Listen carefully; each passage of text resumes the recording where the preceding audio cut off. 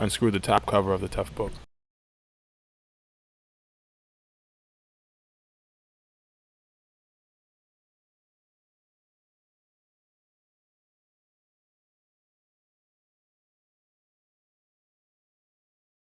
Lift the top cover of the Toughbook.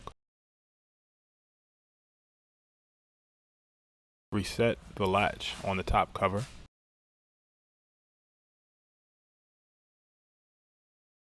Replace the screws for the top cover.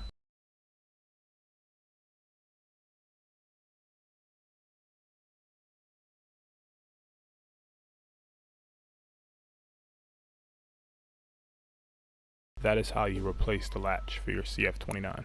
Thanks for watching today. For more repair videos, click the link below. And remember, if you have a screwdriver, you can fix a computer.